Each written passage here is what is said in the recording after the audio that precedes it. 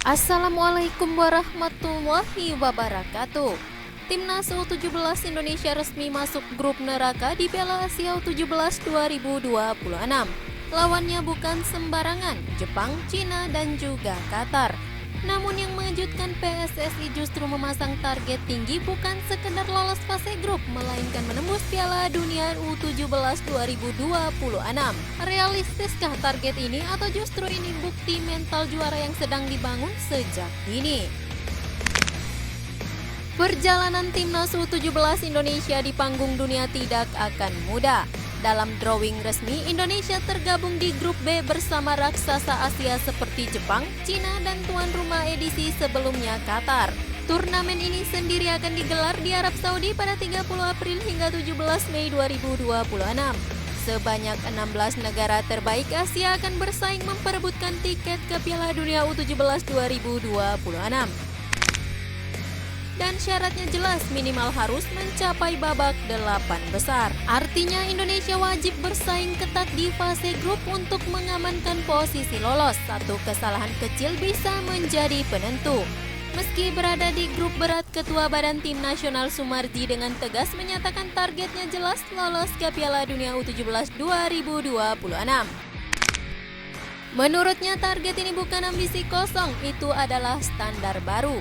Sumarji menegaskan bahwa setiap edisi turnamen usia muda harus menjadi jalur menuju level dunia. Ia bahkan menyampaikan harapannya agar Indonesia bisa tampil di Piala Dunia U17 setiap tahun.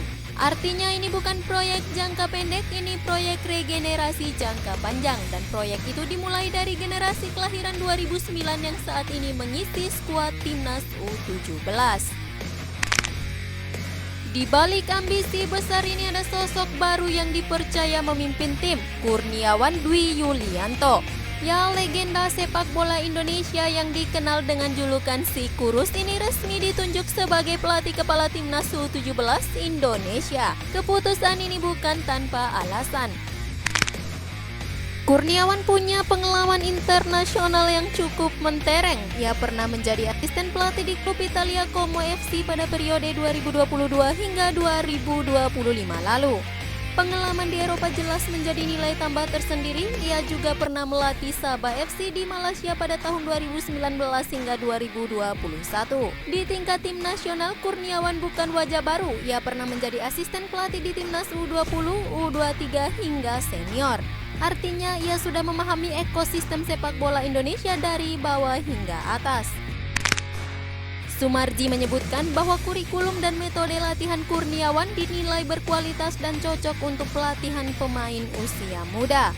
Dalam beberapa uji coba melawan Cina di Indomilk Arena Kelapa II Tangerang, Kurniawan sudah terlihat mendampingi tim. Saat itu Nova Arianto hanya bertugas untuk sementara. Kedepannya Kurniawan akan memegang kendali penuh. Ia juga tidak bekerja sendiri karena akan didampingi Dwi Priyo sebagai asisten pelatih. PSSI pentingnya komunikasi antara pelatih kepala dan direktur teknik Alexander Zwiers. Sumarji bahkan secara khusus meminta Kurniawan untuk selalu berkomunikasi dengan Alex karena ini bukan program pribadi, ini adalah program bersama. Semua harus terhubung mulai dari U17 hingga level senior.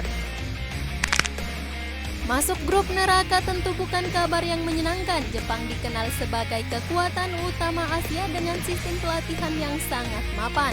Tiongkok memiliki kekuatan fisik dan investasi besar dalam sepak bola usia muda. Qatar pun tak bisa dipandang remeh dengan program akademi kelas dunia seperti Aspir. Namun di balik tantangan itu pasti ada peluang. Bermain melawan tim-tim kuat justru bisa menjadi ujian mental dan kualitas sesungguhnya. Jika mampu lolos dari grup ini, kepercayaan diri skuad muda Garuda akan melonjak dengan drastis. Dan itulah yang tampaknya ingin dibangun oleh PSSI, mental kompetitif sejak dini. Generasi 2009 ini dipersiapkan bukan hanya untuk satu turnamen, tetapi untuk masa depan sepak bola Indonesia. Sistem pelatihan berjenjang sedang diuji dan Piala Asia U17 2026 menjadi panggung pembuktian. Dua agenda besar menanti Kurniawan dalam waktu dekat. Yang pertama, pematangan komposisi pemain dan strategi bermain sebelum turnamen dimulai. Dan yang kedua, membangun chemistry dan mental berkompetisi di tingkat internasional. Karena di usia 16 hingga 17 tahun mental seringkali menjadi pembeda, bakat saja tidak cukup. Disiplin komunikasi dan pemahaman taktik menjadi kunci. Koordinasi dengan Dirtek Alexander Zwiers juga menjadi faktor krusial agar filosofi permainan selaras dari kelompok usia muda hingga senior. Jika semua berjalan sesuai rencana, bukan tidak mungkin Indonesia bisa mencetak sejarah baru. Target 8 besar memang berat, namun bukan tidak mungkin. Sepak bola Asia kini semakin kompetitif, tetapi Indonesia juga terus berkembang. Dengan pengalaman pelatih yang matang, program pelatihan yang terstruktur, serta target yang jelas, peluang itu tetap terbuka. Yang dibutuhkan sekarang adalah konsistensi, karena di level ini satu momen bisa mengubah segalanya. Satu gol, satu keputusan wasit, satu kesalahan kecil, atau satu momen magis. Menurut kalian, mampukah timnas U17 Indonesia menembus grup neraka dan mengamankan tiket ke Piala Dunia U17 2026? Atau justru ini akan menjadi ujian berat yang harus dilalui sebelum benar-benar siap ke level dunia? Jangan lupa untuk tinggalkan semua pendapat kalian di kolom komentar. Terima kasih telah menonton, sampai jumpa di video selanjutnya. Wassalamualaikum warahmatullahi wabarakatuh.